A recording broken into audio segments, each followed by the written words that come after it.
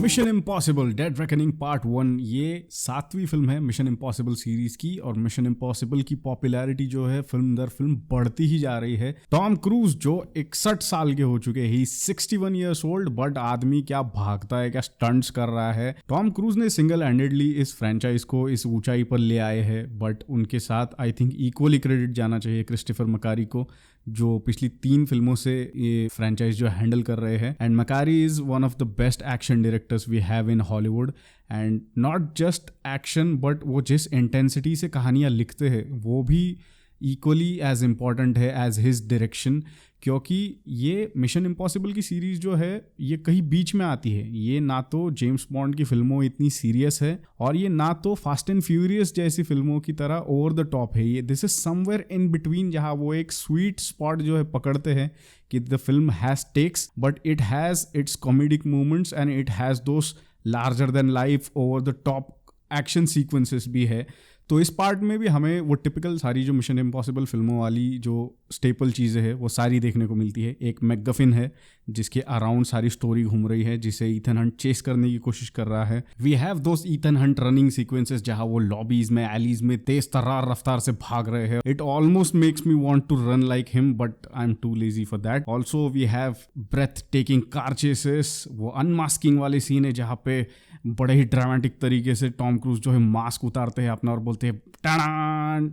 सो ये सारी चीजें जो है हमें इस फिल्म में देखने को मिलती है। जेम्स बॉन्ड की फिल्में आज भी मोर और लेस सेम ही टाइप की लगती है। On the other hand mission impossible की सीरीज जो है हर मूवी में इवॉल्व होती चली गई है। और यहाँ पे अब हम वायरस या न्यूक्लियर कोड्स के साथ नहीं डील कर रहे हैं, हम डील कर रहे हैं एक एआई के साथ, लिटरल इन्फॉर्मेशन। क्योंकि आज की दुनिया में कोई आके मुझे गोली मार दे या मुझ पे बॉम्ब फेंक दे, इसकी प्रोबेबिलिटी बहुत कम है, बट मेरी इन्फॉर्मेशन ब्रीच हो जाए ये तो रोजमर्रा की पॉसिबिलिटी है। हमारे स्मार्टफोन्स जो है उसके कैमरास, उसका माइक हर वक्त सुन रहा है, हमारी सारी इन्फॉर्मेशन ले रहा है। और उसी फियर को लेके जिस तरह से इन्होंने ये कथा बुनी है इस फिल्म की, वो मुझे बहुत अच्छा लगा कि यहाँ पे एक एआई है जिसे एंटिटी नाम दिया गया है, which is very much like Skynet, जिसको पूरी दुनिया की जो डिजिटल इन्फॉर्मेशन है उसकी एक्सेस है। ये शेयर मार्केट्स में घुस सकता है, आपकी सिक्योरिटी में घुस सकता है, आपके बैंक अकाउंट्स में घुस सकता है, हर जगह ये जा सकता है। सारी दुनिया जो है धीरे धीरे एनालॉग से डिजिटल पे स्विच कर चुकी है, और ये सारी इन्फॉर्मेशन जो है हैक करना बहुत ही आसान है आज की डेट में। तो वो जो डर है कि कैसे लोग फिर एनालॉग पे स्विच करना शुरू करते हैं इस फिल्म के अंदर, सो दैट कोई हैकिंग ना हो पाए, उनका डाटा ब्रीच ना हो सके, वो जो थ्रेट क्रिएट किया है ना, वो मुझे बहुत इंटरेस्टिंग लगा क्योंकि उसके रियल लाइफ स्टेक्स है। ऑल्सो जिस तरह से ईथन हंट अब एक चेंज्ड कैरेक्टर है इस फिल्म में, शुरुआत से ही हमें देखने को मिलता है कि he is a very serious person, और उसकी जो टीम है उसकी बहुत कदर करता है वो उनकी ज़िंदगी की। They are not expendables for him. And because Ethan इतने सालों से सर्व कर रहा है MI5 में, उसने बहुत सारे उसके एजेंट्स की मौतें देखी, उसके दोस्तों की मौत देखी है, तो वो बहुत ही हम्बल, एम्पथी वाला इंसान बन चुका है इस फिल्म में आते हुए। एंड व्हेन ही सीज कि एक पावर है जो गलत हाथों में अगर चली जाए तो पूरी दुनिया जिसे बर्बाद हो सकती है, वो सिंगल हैंडेडली पंगा ले रहा है पूरे सिस्टम के साथ। एंड किस तरह से वो इस पावर के साथ लड़ने की कोशिश करता है, उसकी कहानी है डेड रेकनिंग पार्ट 1। सो जो साइड कैरेक्टर्स आते हैं हमारे फेवरेट लूथर और बेंजी, उनका भी काम काफ़ी अच्छा है। Benji, I don't want to go into spoilers, but I was constantly under the threat के भैया ये एआई बेंजी के पीछे लगा हुआ है। लूथर की और ईथन की जो एक कॉन्वर्सेशन होती है जहाँ लूथर ईथन को बिठा के कुछ बहुत ही इंपॉर्टेंट टिप देता है उसको, तो उन दोनों का एक्सचेंज जो है मुझे बहुत अच्छा लगा। ऑल्सो पुराने फिल्मों के कुछ कैरेक्टर्स आते हैं, like that is the running theme with these espionage spy movies के your past comes to haunt you. तो इल्सा का जो कैरेक्टर है, या वाइट विडो है, गेब्रियल है, ये लोग जो है उनका रिटर्न करते हैं इस फिल्म के अंदर। Gabriel specially played by Esai Morales, अब मुझे प्रोनाउंसिएशन नहीं पता है, मैं पहले ही बोल रहा हूँ। वो मुझे बहुत इंटरेस्टिंग लगा कि as a man who is supported by the entity, उसे पता है सारी चीज़ें। क्यों वो इतना कॉकी है, एरोगेंट है? क्योंकि उसे सारे आउटकम्स पता है, क्योंकि ये एआई इतना सोफिस्टिकेटेड है, उसका एल्गोरिदम इतना एडवांस्ड है, it can almost predict future. तो गेब्रियल जो है ऑलमोस्ट 1 स्टेप अहेड है एट ऑल टाइम्स, क्योंकि उसे पता है कि ये लोग क्या सोच रहे हैं और ये क्या कोर्स ऑफ एक्शन ले सकते हैं। And I think that setup a very interesting conflict के ईथन के सामने ऐसा एक ओपोनेंट है जिसे ईथन की हर चाल पता है, उसे ईथन का हर रिएक्शन पता है कि ईथन के सामने अगर ये सिचुएशन रख दे तो ईथन कैसे रिएक्ट करेगा। तो क्या ईथन वही चीज करेगा जो एआई उससे कराना चाहता है, या फिर एआई चाहता है कि ईथन उसके बेसिक इंस्टिंक्ट के अगेंस्ट जाके कुछ और करे। Most of the times we don't know कि दुश्मन के दिमाग में क्या चल रहा है। ईथन का भी वही कॉन्फ्लिक्ट है कि he is fighting an enemy जिसका उसे पता ही नहीं कि सामने वाला इंसान सोच क्या रहा है, उसकी अगली चाल क्या होने वाली, which makes the plot so interesting. There are so many moving pieces in this film, it keeps you hooked all the time. इस फिल्म का म्यूजिक बाय लॉरेन बाल्फ, मुझे पता नहीं इसके प्रोनाउंसिएशंस क्या है, वो भी मुझे बहुत अच्छा लगा because it is so orchestral.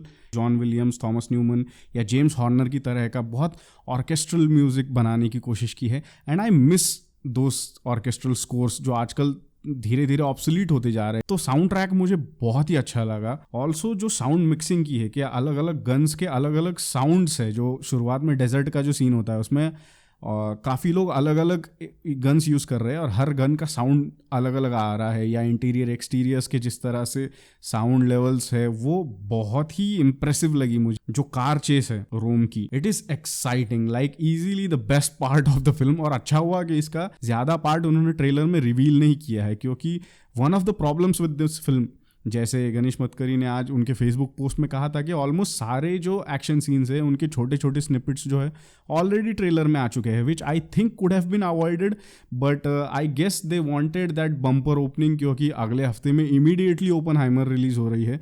So I guess they didn't want to take any risk, उनको मेक श्योर करना था कि 100 मिलियन का ओपनिंग लग जाए उनको।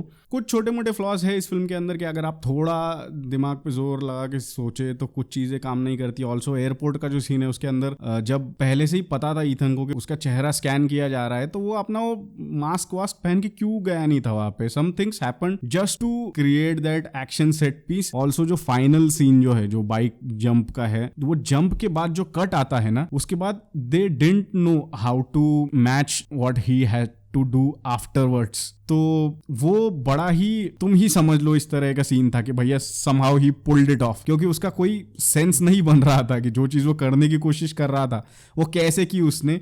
जो स्मार्ट डिसीजन लिया उन्होंने कि फर्स्ट पार्ट है ये ऑलरेडी डिक्लेयर कर दिया, तो हम जो है हमारे एक्सपेक्टेशंस ऑलरेडी उसी तरीके से लेके गए थे कि भाई फिल्म कंप्लीट नहीं होने वाली है। और जो वर्ल्ड बिल्डिंग है इस फिल्म के अंदर, या जिस तरह से स्टेक्स बनाए हैं, this is the most serious mission impossible film ever, and this is the most serious spy और espionage film in a long time. Like यहाँ पे स्टेक्स आपको फील होते हैं कि भैया ये इंपॉर्टेंट थ्रेट है, this is world ending threat की ऐसी ताकत किसी के हाथ में पड़ गई तो ये वर्ल्ड वॉर होने की भी ज़रूरत नहीं, ये बैठे बैठे ही ऐसा इंसान दुनिया तबाह कर सकता है इस तरह की ताकत से। पता नहीं मुझे ऐसा क्यों लग रहा है कि ईथन का कैरेक्टर शायद मर जाए अगली फिल्म में, क्योंकि it is looking like a very grand vision जो इन लोगों के दिमाग में है, and maybe they want to go out on a high. 61 years के है Tom Cruise, but he is showing no signs of slowing down. तो अगर ये फ्रेंचाइज चलती रहेगी I would be very happy. But एक बहुत ही सीरियस डायरेक्शन में लेके गए इस बार इस फिल्म को। फिल्म ऑब्वियसली लंबी है, कुछ लोगों के रिएक्शन आ रहे हैं कि यार ये थोड़ी एक्सेसिव लगी लेंथ, मुझे ऐसा बिल्कुल नहीं लगा, क्योंकि I wanted the film to have that breathing space, क्योंकि बस action scene it numbs your mind. थोड़े बीच में अगर कैरेक्टर बिल्डिंग हो रही है, कुछ कॉन्वर्सेशंस हो रहे हैं, it adds in the experience, and this film does that. It takes its time to establish and develop its characters. तो वो मुझे अच्छा लगा। बस स्टंट्स के लिए नहीं बुलाया इन्होंने हमें थिएटर में देखने के लिए, तो I thoroughly enjoyed and I am very excited for the second part. तो that's it for this review. देखते रहिए the most random, inconsistent and low effort movie review channel ever .png pictures, और याद रखिए अपलोड कभी भी हो सकता है या कभी भी नहीं।